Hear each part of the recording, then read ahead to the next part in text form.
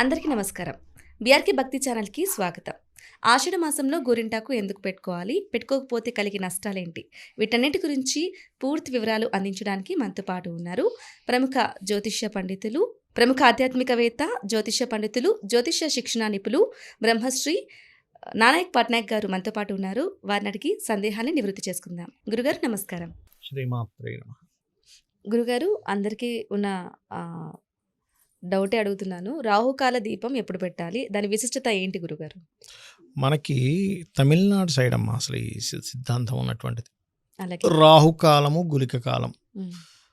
ఇక్కడేమో మనకి వర్జ్యము, దుర్ముహూర్తము. హ్మ్. ఇది మన పద్ధతి, అవును. అది వాళ్ళ పద్ధతి. అవును. అయితే కొన్ని పూజలు కానివ్వండి, కొన్నిటిని అడాప్ట్ చేసుకుంటూ ఉంటాం మనం. రాహుకాల దీపం మన వాళ్ళు పెట్టడం, రాహుకాలాన్ని మనము చూడడం అవును. జరుగుతుంది. మనం యాక్చువల్గా చూడవలసింది వర్జ్యము, దుర్ముహూర్తం చూడాలి. రాహుకాలం మనం చూడక్కర్లేదు. హ్మ్. చూస్తున్నారు, సరే తప్పులేదు. హ్మ్. రాహుకాలంలో రాహువు పెడుతున్నారు. అందరికీ రాహు ఉంటాడుగా, తమిళనాడు అని ఇక్కడ రాహువేగా మారిపోడుగా, అవును. ఆ ఉద్దేశంతో పెడుతున్నారు, మంచిదే. అయితే ఇది ఎక్కువగా ఎవరికైతే రాహు దశ నడుస్తూ లేదా గోచారంలో రాహు సరైనటువంటి స్థితిలో లేనప్పుడు అలాగే. ఈ దీపాన్ని పెడతారు. సర్వసాధారణంగా రాహు ఇచ్చే రిజల్ట్స్ ఏమిటి? పాజిటివ్గా ఉంటేనేమో రాహు వాళ్ళ జన్మజాతకంలో విదేశీ ఉద్యోగం, హ్మ్. ఆన్లైన్ ద్వారా ధనయోగం. ఆన్లైన్ అంటే మళ్ళీ ప్యాకెట్లు, బెట్టింగ్లు కావు. హ్మ్. ఆన్లైన్లో ఏదైనా సేల్స్ చేయడం కానీ ఇటువంటి వాటి మూలంగా ధనయోగము. హ్మ్. ఓకే. అలాగే రాహువు బాగుంటే ఇక్కడే ఉండి విదేశీ కంపెనీలతో జాబులు చేయడం, హ్మ్. ఫార్మా లేకపోతే ఈ ఫోటోగ్రఫీ, సినిమా ఫీల్డ్స్లో రాణించడము, హ్మ్. ఎనీ క్రియేటివ్ ఫీల్డ్స్, ఫోటోగ్రఫీ, సినిమాకి, సీరియల్స్కి, ఈ యూట్యూబ్ రిలేటెడ్ వాటికి సంబంధమైనటువంటి ధనయోగం. అలాగే. కెమికల్ రిలేటెడ్ సంబంధించిన వాటి మూలంగా ధనయోగాలు, హ్మ్. ఛాయా సంబంధంగా ధనయోగాలను ఇస్తాడు. ఏది అలాగే. ధన సంబంధంగా ఈయన ఇచ్చేటట్టయితే. ఇదే రాహు గనక పాడైతే భ్రమ. హ్మ్. అంటే ఏమీ జరగకపోయినా ఏదో జరిగిపోతుంది. ఓకే. ఒక కొంతమంది అయోమయంలో ఉంటుంది. కొంతమంది భ్రమపడుతూ ఉంటారు. అవును. ఏదే రాకపోయినా కొంతమంది చూడండి, కొంతమంది బ్యాచ్లుగా తిరుగుతుంటారు, మీరు గమనించండి. ఎలా అంటే, ఏమండి పలానా దగ్గర ఏదో ఉందంట, ఆర్పీ ఉందంట, లేకపోతే ఏదో ఉందట, 2 తలల పామట, ఏదో అవును. కాయిన్ అట అని ఓ 10 మందో 15 మందో గ్యాంగుల్లా తిరుగుతూనే ఉంటారు. అవును. ఏమనంటే ఏముంది, రేపు సాయంత్రమే స్టీమర్ నుంచి డబ్బులు వస్తాయంటాడు. వాడిని మాట్లాడితే మీరు గమనించండి. ఏమిటంటే పరిస్థితి అంటే, రేపు ఏం లేదంటే రేపు 1000 కోట్లు వస్తున్నాయి, అందులో నా షేర్ ఒక 100 కోట్లు అంటాడు. ఇదేమిటయ్యా అదెలా వస్తాయంటే మీకు తెలియదు, మొన్న ఒక ఆయనకి 10,000 కోట్లు వచ్చాయి అంటాడు. ఎక్కడి నుంచి వస్తాయి, ఎవడిస్తాడో అర్థం కాదు అది. హ్మ్. ఈ భ్రమని కలిగిస్తూ ఉంటాడు. హ్మ్. అందులో కొంతమంది నిజంగా వచ్చినాయనే వాళ్ళు ఉంటారు. ఇదంతా కొన్ని రోజులు తిరిగి వదిలేసిన వాళ్ళు ఉంటారు. వాళ్ళ జీవితాలు అయిపోతాయి అక్కడే. అవును. కాబట్టి ఇటువంటి వాటి వెనకాతలు ఎవరైనా అనవసరంగా టైం వేస్ట్ చేసుకొని తిరుగుతున్నా అంటే దాని ప్రభావం, రాహు ప్రభావం ఖచ్చితంగా వారికి ఉంటుంది. ఉంటుంది. నేను ఎందుకంటే చాలామంది జాతకాలు చూసా. అలాగే. ఎక్కడో నిధులు ఉన్నాయని తిరుగుతూ ఉంటారు, రాహు అవును. ప్రభావం. అవును. నిజంగా నిధులుంటే వాడి పూర్వజన్మలో, కర్మలో ఉంటే అది వస్తుంది. హ్మ్. నువ్వు తిరిగినంత మాత్రం రావాలని లేదు. నువ్వు తిరగకపోయినా నీకు యోగం ఉంటే వస్తుంది. హ్మ్.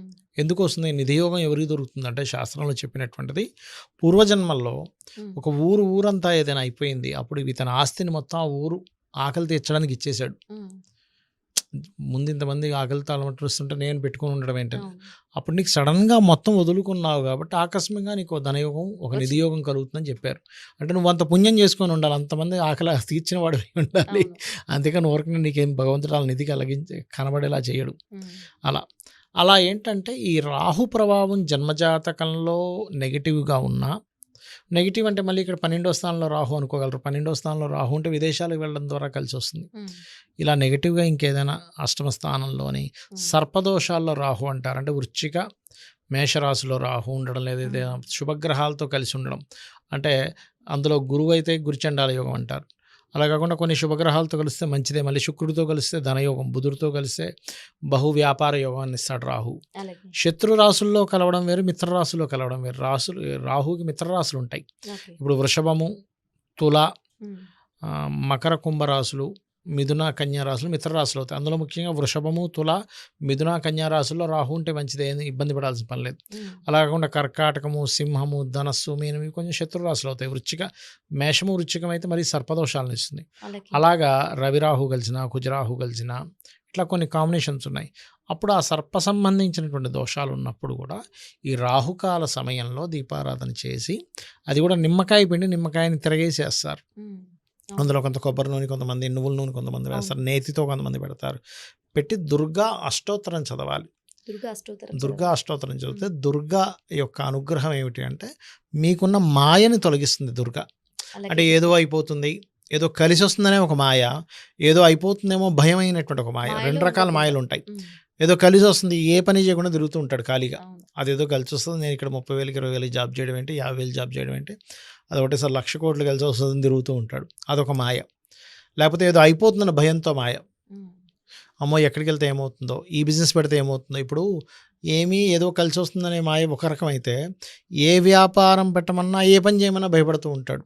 ఓకే. అమ్మో! ట్రైన్ మీద అంత దూరం వెళ్తే మధ్యలో ట్రైన్ యాక్సిడెంట్ అవుతే, బస్సు యాక్సిడెంట్ అయితే, ఈ బిజినెస్‌లో ఎవడైనా నన్ను మోసం చేస్తే, అన్ని అపోహలే ఉంటాయి. అవును. ఇది కూడా రాహు వల్లే వస్తుంది. నెగెటివ్‌గా ఉండే రాహు వల్ల ఇవన్నీ కూడా.